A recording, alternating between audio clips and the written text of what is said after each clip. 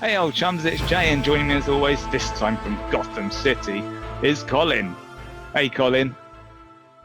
Tell all your friends, I'm Batman! So, last episode, we talked about the Snyder Cut of Justice League. Off the back of that as well, on the same day, talk started about a new campaign, which was release the David Ayer cut of Suicide Squad, which is a bit of a smaller campaign, but this Nobody time, wants to see more Suicide Squad. Well, the new one sounds like it'd be good, the James Gunn one, but off the back of that, AT&T, who own Warner Brothers, actually responded, and they sort What did they say, Jay? I think they said one thing at a time is where they went with that. But apparently, with Suicide Squad, everything is all filmed and it's all there. So it would really just be a case of cutting it together and making a proper director's cut. Do they need to remove anyone's moustache? No, but Suicide Squad, that was interfered with a lot by the studio. David Ayer famously said that they didn't let him do what he wanted to do, but everything that he wanted to do was filmed and is all there. So interesting. And I'll be up for that. We mentioned it before. To get this stuff on HBO Max would be a really good idea because, hey, you want to sell this new streaming service. Guess what? You can see the Snyder Cut of Justice League there. You can see the David Ayer Suicide Squad right there. People going. Well, especially since a lot of big films haven't been made, recently. Yeah. There's been such a slow in film production. They're going to need something that can fill the gap. And so these are perfect, aren't they? Because they don't need to be filmed. They are. But I think that'd be awesome. Would you be interested in watching this?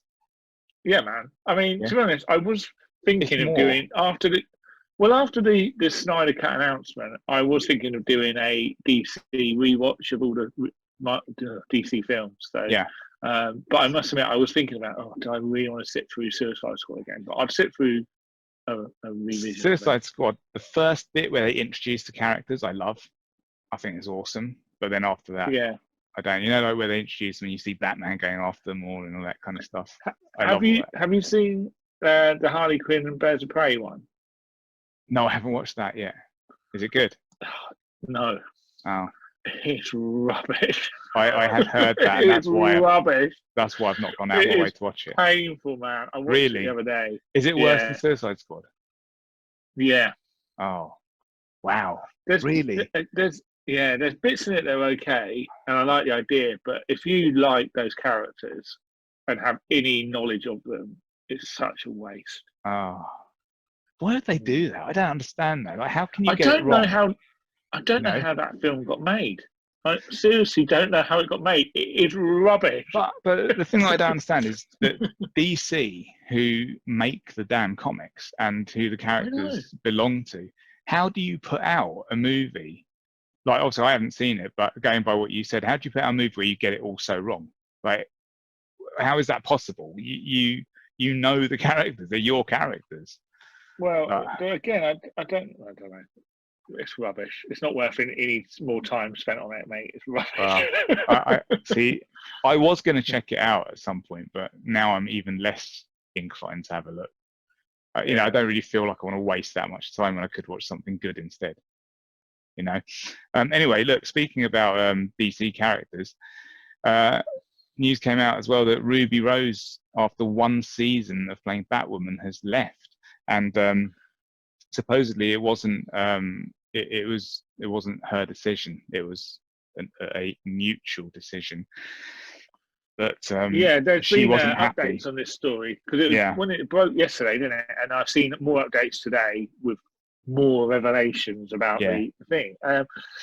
And so, I mean, my initial thought, to be honest, I never thought she was gonna stick with a role anyway. I just had a feeling about her. Yeah. So I've only watched one episode. I watched the first episode, and then I never went back to it, and not because I didn't want to. I was kind of like, okay, maybe at some point I'll just watch them when the whole season's finished or something, Yeah. I mean, to be honest, I like her, and the TV show's all right. Right. I quite like the show.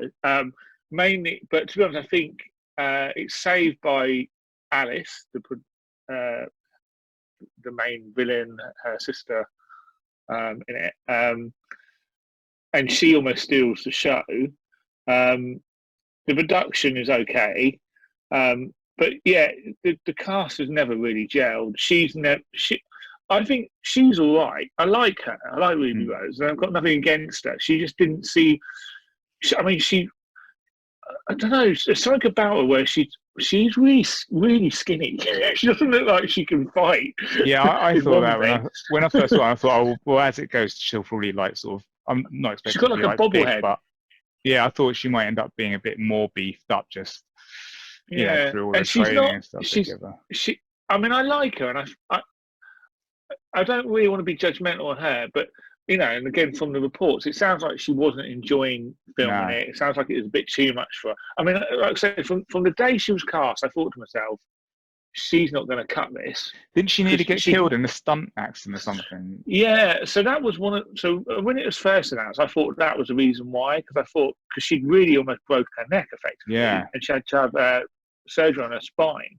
And I think, well, maybe because it's weird that after one season, a studio have let the main lead go. Right. It's got, and so I was thinking, well, it's obviously she'd been injured in that, save us a massive suing. It's obviously affecting her being able to work and do the stunts, so maybe that was the reason. But obviously, the latest reports are that she wasn't happy. She was struggling to deal with like the requirements of filming, being the lead of a TV show. And she didn't like living in Vancouver or something, which, I mean, my cousin lives in Vancouver and he says it's the best place in the world. And the things he's shown me look great. He actually lives right across from Star Labs. Oh yeah, I can say it looks like Star Labs, and it looks like Starling City, and it looks like Central City. And my cousin actually, his apartment looks out over Star Labs. And cool. He's actually said that he's watched them filming like numerous times. Sweet. I know. I mean, I don't know. I just never felt she was really going to be cut out for doing a TV series. I always thought it was a mistake to get such a well-recognised name to be the lead of a show when they want them to be on the CW. Is she that well-recognised? Like, I know she's been in a few films, but she's never really been a lead, has she? Yeah, well, she was I think she was quite more famous than. Do you know what I mean? She's famous. She's a well-known person, I think. An average person knows who she is. Yeah. Which I think doesn't help.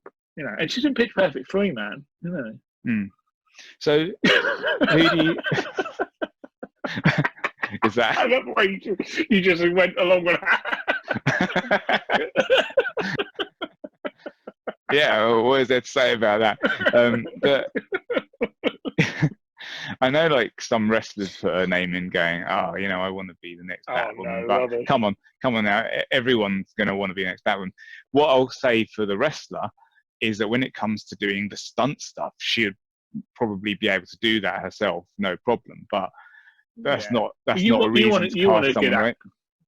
You want a good actor. Yeah. You want a good actor, and you want someone that's got a bit of presence. I mean, have you ever read the Batwoman comics that this was based on? No, I haven't.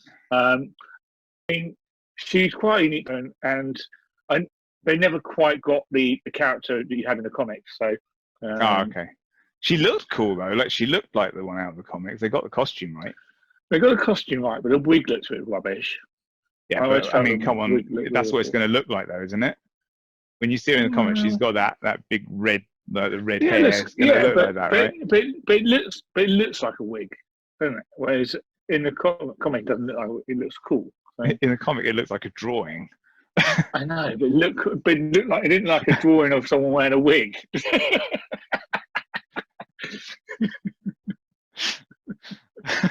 Didn't look like me in a wig. Now that's something that you should have put onto this episode: is a long red wig. Yeah, maybe I should have. Maybe I'll just draw one on later. All right. So, okay, just before we wrap up, then, have you got any particular actors that you would like to see in that role? Well, I imagine everyone's going to say Bird from Mandalorian, aren't they? But Gina Carano. Yeah, Gina Carano. That would be a bit of a change, though, wouldn't it? Like season 2, she's gone from being like super skinny to a bit chunky. Yeah, I've been working out. Right. But no one off the top of my, again, I think they should go with someone relatively unknown, to be honest, especially since they're going to try and bring over. I think the more important question is, are they going to address the change in story or not? So, for instance, because let's face it, the CW universe with all the crises and parallel dimension stuff could build it into a story somehow. That her face has changed. But what do you reckon with that? Do you reckon they'd do that or not? Oh, well, as it's just going into the second season and they don't have one of those sort of crossovers planned for when it would. They've got a crossover planned over with Superman and Lois. Yeah, but for when Batwoman season 2 will begin, it depends on how it times, right? Yeah. Otherwise, it's kind of like, okay, just put the new actor in, don't mention it. Yeah, I mean, I think don't mention it. It's the best. I think that's all happened. And initially it's going to be like, oh, it's a bit weird for about 5 or 10 minutes, and you're like, okay, this is the new Batwoman, and then that's it. I mean, I personally don't think they need to get anyone that looks like her or anything like that. In the day, the character wears a wig anyway. Yeah. In the comics, she's got red hair. Just make her look good as when she's in the costume and everything, and I think people just go with it. Yeah, exactly. So cool. All right. Well, that's it for this episode. All the places that you might want to find us, they're going to be below in the comments. Awesome. So, cool. All right. Until next time. See you later. I ain't got one for the end of this one. I'm leaving that in. Yeah. Okay. Oh, brilliant.